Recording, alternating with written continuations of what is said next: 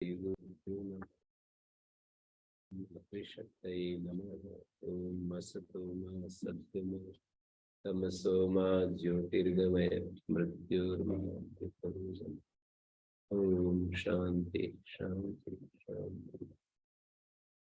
पातंजल योग शास्त्र की कक्षा 97 चल रही है। थोड़ी थोड़ी देर हम विचार करते हैं।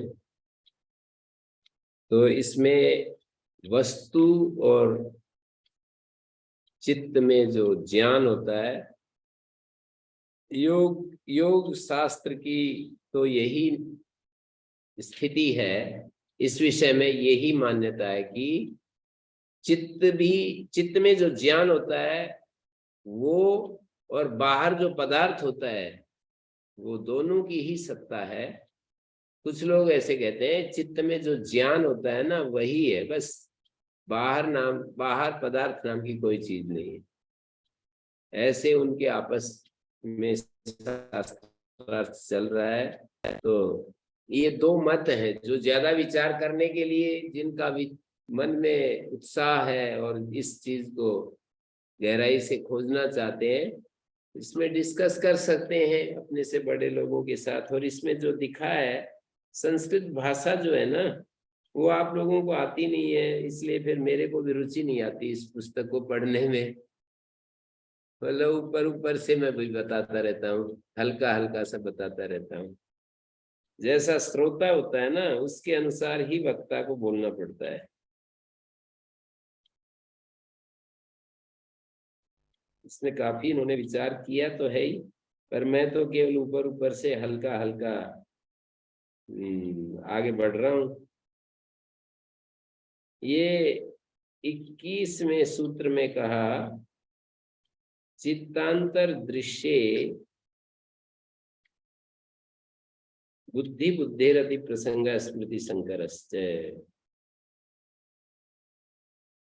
एक चित्त किसी दूसरे चित्त, एक चित्त में आई हुई चीज को दूसरा चित्त देख रहा है, यदि ऐसा माना जाए तो बुद्धि बुद्धेरति प्रसंगा, तो ऐसा करने से अनवस्था दोष आएगा। मतलब चित्त स्वाभास नहीं है, स्वप्रकाश नहीं है। ये मत यथार्थ हो सकता है, लेकिन विनाश स्वभाव चित्त पर उत्पन्न अन्य एक चित्त के द्वारा प्रकाश्य हो सकता है। जैसे कि पहले क्षण में जो चित्त उत्पन्न हुआ वो नष्ट हो गया और दूसरे चित्त के द्वारा उसका प्रकाश हो रहा है। पर प्रकाश्य चित्त तो विनाश स्वभाव है, पर अगला जो अन्य चित्त उत्पन्न हो रहा है उस चित्त के द्वारा ये एक पहले वाला चित्त प्रकाशित हो रहा है। फिर उसके द्वारा जो अगले वाला चित्त है उसके द्वारा कोई एक और चित्त लाना पड़ेगा उसको प्रकाशित करने के लिए। फिर उसको प्रकाशित करने के लिए एक और चित्त आएगा, फिर उसको प्रकाशित करने के लिए एक और चित्त आएगा, फिर उसको प्रकाशित करने के लिए एक और चित्त आएगा। ऐसे असंख्य चित्त उत्पन्न हो जाएंगे और एक कहीं पर भी एंड नहीं होगा, ऐसा कहना चाहिए। चित्त चित्तांतर के द्वारा यदि प्रकाश से मानेंगे तो चित्त प्रकाशक चित्त की अनवस्था आएगी। चित्त को प्रकाशित करने वाला एक और चित्त, एक और चित्त, ऐसे चलता जाएगा और स्मृति संकर भी होगा। मतलब सारे चित्तों की स्मृतियां गड़मट हो जाएंगी। तो इसलिए ये ठीक दृष्टि नहीं है कि चित्त को स्वप्रकाश माना जाए या किसी अन्य चित्त के द्वारा उसका प्रकाश माना जाए। चित्त स्वप्रकाश भी नहीं है, आत्मा के अलावा इस अस्तित्व में कोई स्वप्रकाश है। हमारे शास्त्रों की ये अनुपम देन है, अनुपम ये हमें समझ दी है। शास्त्रों ने हमें अद्भुत शिक्षा दी है कि इस अस्तित्व में एक आत्मा ही है जो सच्चिद आनंद स्वरूप है और कभी भी नष्ट नहीं होता है। और आत्मा के सिवाय जो भी कुछ है वो उत्पन्न होता है, नष्ट होता है, उत्पन्न होता है, नष्ट होता है। ये दो धारणाएं हमारे को समझाए, हमारी बुद्धि में डाली गई है, समझाई गई है हमको कि भाई आत्मा तो नित्य अविनाशी है, अमरण धर्मा है, उसका उच्छेद नहीं होता है। आत्मा को कोई काट नहीं सकता, कोई गला नहीं सकता, कोई उसको कुछ भी नहीं कर सकता। आत्मा तो बिल्कुल एकदम से एक रस है, अनादि काल से अनंत काल तक। देखो कल्पना भी कितनी एक विशेष लगती है। अनादि काल से अनंत काल तक आत्मा में कोई परिवर्तन नहीं, एक जैसी रहती है। अनादि काल से अनंत काल तक ये आत्मा एक ही जैसी रहती। इतना इस बात को हम ध्यान दे तो कितना हमें आह्लाद होता है, खुशी मिलती है। आत्मा का स्वरूप क्या है? सत चित और आनंद स्वरूप है, और एक रस है वो आनंद कभी भी, जैसे कि वो आनंद, जैसे कि मान लीजिए बहुत ज्यादा मीठा हो पर बहुत कड़वी चीज उसमें डाल दी तो मीठा जो है कड़वा हो जाता है। कड़वी चीज ज्यादा ही डाल दी जाए, मान लीजिए एक छटाक मीठा है और उसमें 5 छटाक या आधा किलो नीम का रस उसमें मिला दिया जाए, क्या करेगा? वो जो मीठा है वो क्या करेगा? एक आधा किलो नीम का रस यदि निकाल करके उसमें डाल दिया जाए, आत्मा में कितना भी कुछ डाल दो अड़ंगा, आत्मा में तो कुछ बदलता ही नहीं है, कुछ भी नहीं होता। कितना अड़ंग बड़ंग डाल दो, आत्मा का जो सच्चित आनंद जो शुद्ध स्वरूप है वो बिगड़ता नहीं। तो ये कौन सी चीज है जो बिगड़ जाती है? चित्त बिगड़ता है, चित्त अच्छा होता है, बुद्धि बिगड़ती है, बुद्धि अच्छी होती है।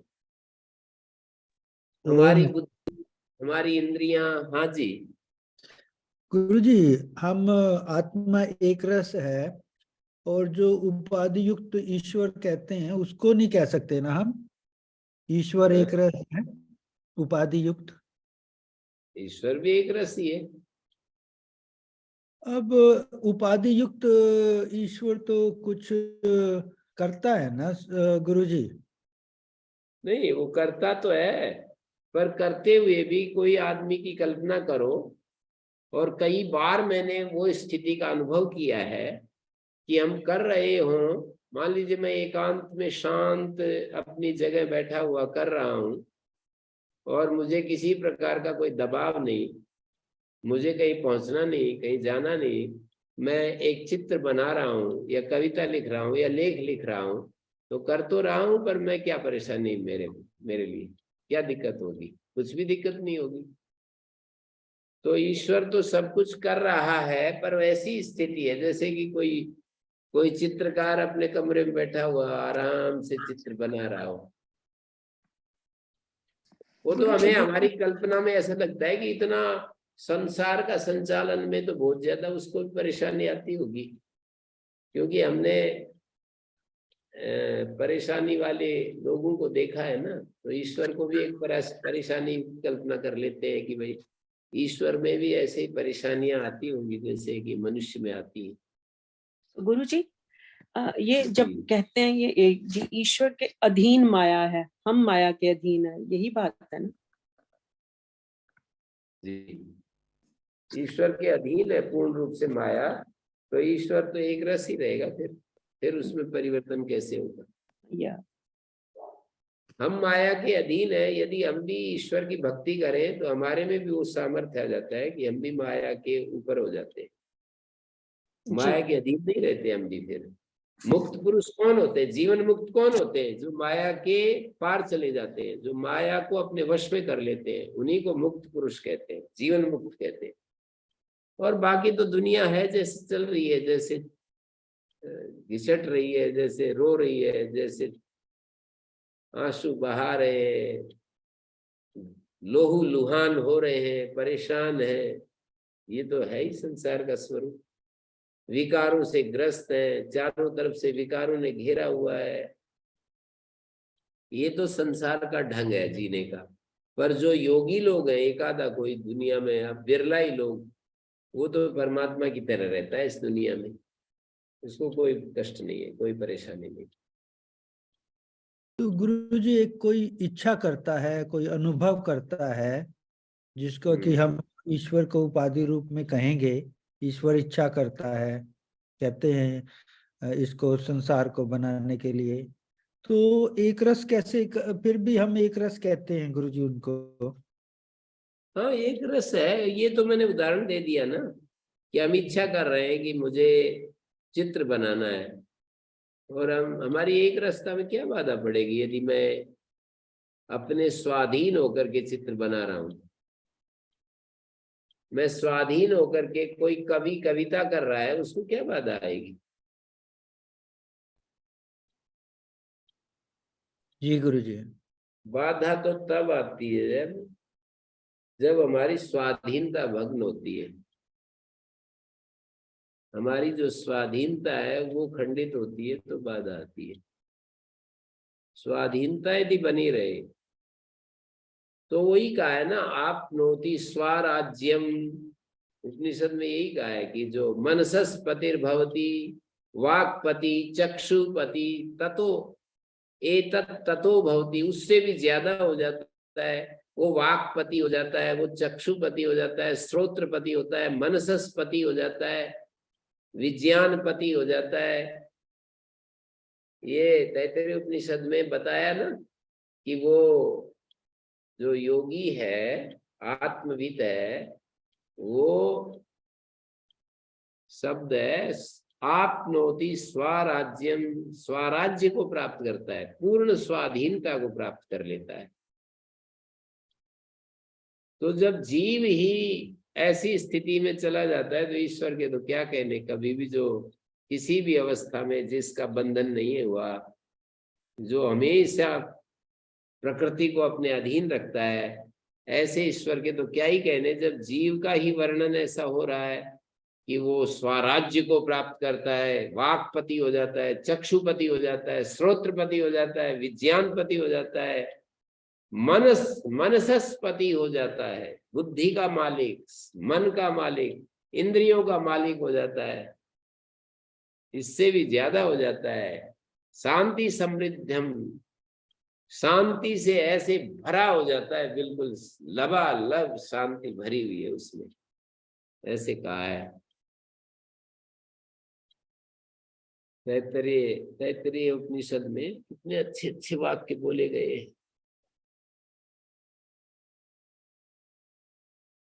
मैं आपको सुना देता हूँ, बात आई गई तो। तैत्तिरीय उपनिषद में ये कहा है, देखो,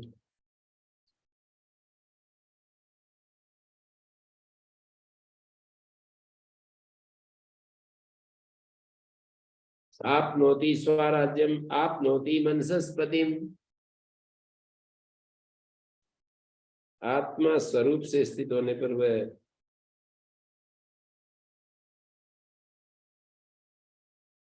चतुर्थी व्याहृति की उपासना से अंगी ब्रह्म में स्थित हो जाता है। आत्मा स्वरूप से स्थित होने पर देवताओं के आधिपत्य रूप आपनोति स्वराज्यम, देवताओं के आधिपत्य रूप स्वराज्य को प्राप्त कर लेता है। सर्वात्मक होने के कारण मन के पति ब्रह्म को प्राप्त कर लेता है। मन का पति ब्रह्म को प्राप्त कर लेता है। वाणी का पति, चक्षु का पति, श्रोत्र का पति, सभी विज्ञानों का भी पति हो जाता है।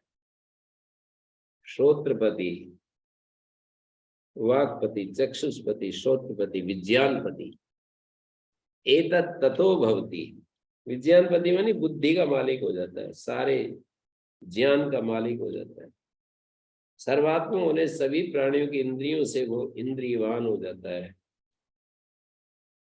इससे भी बड़ा हो जाता है। वो आकाश शरीर वाला त्रिकाला बाध्य सत्य स्वरूप प्राणाराम सुखकारी मन वाला शांति से युक्त अमृत स्वरूप हो जाता है।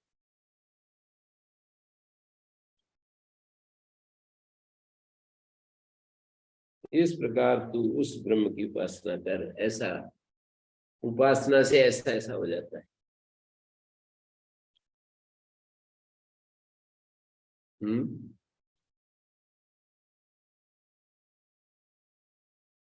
क्या ही कहने।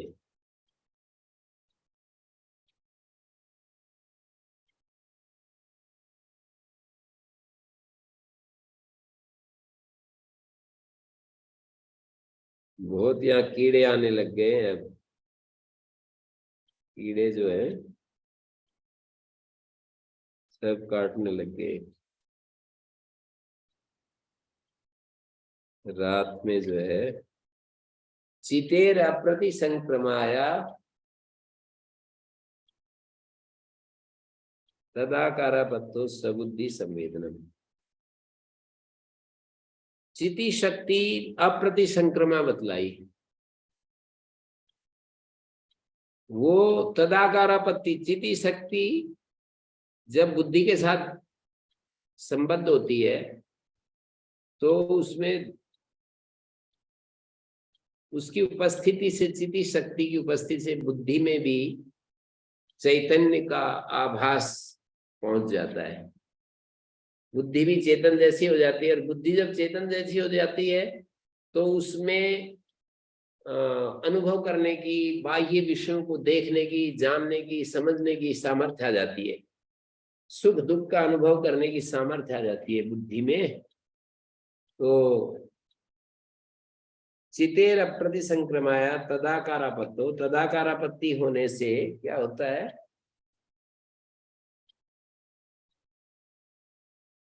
स्वबुद्धि संवेदनम।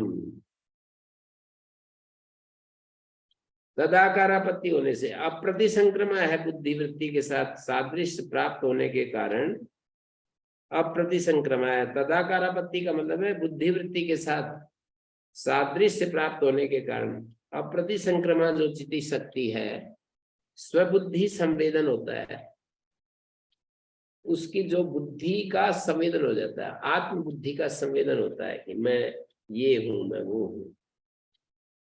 मानी अपरिणामिनी अप्रति संक्रमा चिति शक्ति है, उसकी दो विशेषताएं बतलाई।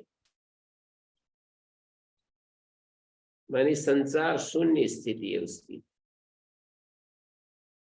वास्तव में तो बुद्धि में संक्रांत होती नहीं, परंतु भ्रांतिवश संक्रांत सी प्रतीत होती है। भ्रांतिकांड जैसे सीधी लकड़ी पानी में डाले तो टेढ़ी होती नहीं, पर हमें टेढ़ी प्रतीत होती। वहां पर सड़क पर पानी होता नहीं है, गर्मी के दिनों में हमें पानी प्रतीत होता है। मरुमरीची का बोलते हैं, रज्जु में सर्प होता नहीं है पर हमें प्रतीत होता है कई बार। मैं चेतन हूं, ये भाव इसका उदाहरण है। बुद्धि में ये भाव आ जाता है, मैं चेतन हूं। यहाँ व्यावहारिक अहम भाव का जड़ अंश भी चित अभिमान व चेतन सा प्रतीत होता है। मैं जो है जड़ अंश है, चित्त के अभिमान के कारण चेतन सा प्रतीत होता है। यही अप्रति संक्रमा चिति शक्ति का बुद्धि में प्रति संक्रांत सा प्रतीत होना है, बुद्धि की सदृशता प्राप्त होने के समान है। अप्रति संक्रमा होने के कारण वो चिति शक्ति अपरिणामिनी भी होती है। तो इन्होंने ये बतलाया स्वबुद्धि संवेदन, स्वबुद्धि का संवेदन होता है। स्वबुद्धि संवेदन का मतलब यही है कि चैतन्य के साथ एक ही भूत सी जो बुद्धि वृत्ति होती है ना, तो उसमें जैसा आत्म बुद्धि, अहम बुद्धि जैसी बुद्धि होती है, उसका संवेदन हो जाता है कि मैं सुखी हूं, मैं दुखी हूं, मैं राग युक्त हूं, मैं द्वेष युक्त हूं। बुद्धि प्रकाशशील सदा ज्ञात चीज है, प्रकाशशील है और सदा ही ज्ञात है। जैसे मेरे को नीली चीज दिखाई दे रही है, नीला ज्ञान मेरी बुद्धि में उत्पन्न हो रहा है, लाल बुद्धि माने लाल चीज दिखाई दे रही है। अहम बुद्धि भी उसी प्रकार की है, मैं, ऐसा बुद्धि में एक भाव आ जाता है। जैसे पदार्थ के साथ जुड़ करके, जैसे कोई पदार्थ नीला, काला, पीला, हरा आदि दिखता है, यह का बोध बुद्धि के द्वारा होता है, वैसे मैं का बोध भी बुद्धि के द्वारा होता है। तो ये प्रकाशशीलता की चरम अवस्था है। प्रकाशशील बुद्धि यह को प्रकाशित करती है, तो मैं को भी प्रकाशित करती है। स्वभावतः प्रकाशशील परिणामी ये अहम बुद्धि अपरिणामी ज्ञाता की सत्ता से प्रकाशित है। अहम भाव जो है, परिणामी ये अहम बुद्धि बदल रही है। ये अहम बुद्धि भी कभी कभी मैं को हम छोड़ देते हैं और यह पर केंद्रित हो जाते हैं कि ये है, हम अपने को भूल जाते हैं, यह को देख रहे होते हैं, तो बदल गई ना अहम बुद्धि। सदा अपने अहम स्वरूप को याद रखें तब तो ठीक है, लेकिन अपने अहम स्वरूप को भूलकर हम यह को देखने लग जाते हैं, अनुभव करने लग जाते हैं यह को।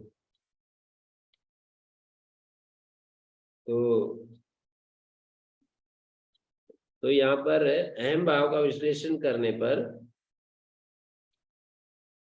शुद्ध ज्ञाता और परिणामी जे दो भावों का लाभ होता है, प्राप्ति होती है कि भाई ये जो हमारे अंदर अहम बुद्धि है, प्रकाशशील परिणामी अहम बुद्धि अपरिणामी ज्ञाता की सत्ता से प्रकाशित है।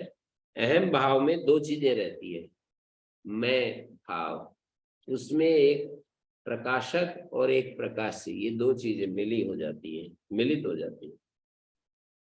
ज्ञाता के द्वारा अहम भाव प्रकाशित होने के कारण मैं ज्ञाता हूँ, भोक्ता हूँ। ज्ञाता के द्वारा अहम भाव प्रकाशित होने के कारण मैं ज्ञाता हूँ, भोक्ता हूँ, चित हूँ। ऐसा होता है, यही चैतन्य की बुद्धि सादृश्य प्राप्ति। चैतन्य बुद्धि के जैसा हो गया। जब हम बुद्धि में भाव आता है, मैं जान रही हूँ, और उधर मैं तदाकार आपत्ति होगी। तदाकार आपत्ति होती नहीं है, पर लगती है ऐसी, दिखती है ऐसी, बिल्कुल। तो चैतन्य की बुद्धि सादृश्य प्राप्ति है, तदाकार आपत्ति है। तो तदाकार आपत्ति ही स्वबुद्धि संवेदन माने स्वभूत बुद्धि का प्रकाश या बोध, यही है। स्वभूत बुद्धि का प्रकाश होता है। स्वभूत बुद्धि मानी मैं भोक्ता हूं, ऐसी आत्मभूत बुद्धि है। उसका संवेदन या ख्याति या प्रकाश भाव ही स्वबुद्धि संवेदन। मैं अमुक का ज्ञाता हूं, मैं अमुक का भोक्ता हूं। बुद्धिगत परिणाम भावों से निर्विकार ज्ञाता, अज्ञानियों को परिणामी जैसा। बुद्धिगत परिणाम भाव होते हैं ना, तो निर्विकार ज्ञाता अज्ञानी को परिणामी जान पड़ता है। तो इस तरह से इसमें बताया है। दृष्टि दृश्योपरक्तम चित्तम सर्वार्थम। दृष्टा और दृश्य दो चीजें हैं। चित्त की एक क्षमता है, योग्यता है कि वो दोनों के साथ भी युक्त हो सकता है। दृष्टा से युक्त होता है चित्त, तो कहेगा कि मैं शांत हूं, मैं सुखी हूं, मैं आनंदित हूं, मैं निर्विकार हूं, निर्भय हूं। दृष्टा से युक्त होकर के मैं के अंदर ये सारी चीजें उत्पन्न होती है। और जब ये मैं दृश्य से युक्त होता है, तो फिर वो उतार चढ़ाव, भय, शंका, परेशानी, ये सब चीजें भी आती है। ये दोनों चीजें ऊपर नीचे होती रहती है। दृष्टा से उपरक्त चित्त और दृश्य से उपरक्त। सर्वार्थम का मतलब उभयार्थम, ये दोनों चीजें उभयार्थ। दृष्टा से उपरक्त चित्त और दृश्य से उपरक्त। जब चित्त दृश्य से उपरक्त होता है तो दृश्य को दिखाता है, और दृष्टा से उपरक्त होता है तो दृष्टा प्रकाशित होता है। दृश्य से उपरक्त चित्त होने पर दृश्य प्रकाशित होता है।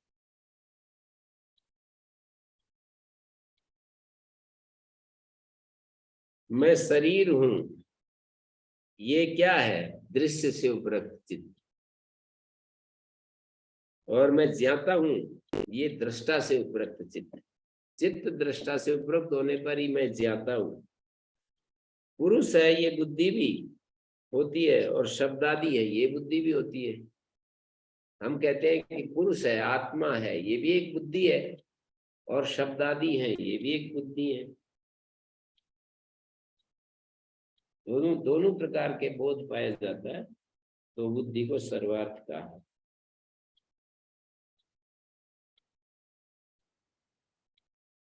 तो ऐसा है। इसमें किसी का कुछ प्रश्न है तो बोलिए, नहीं तो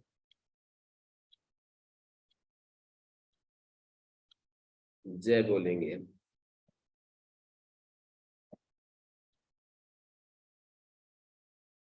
ओम शांति शांति शांति।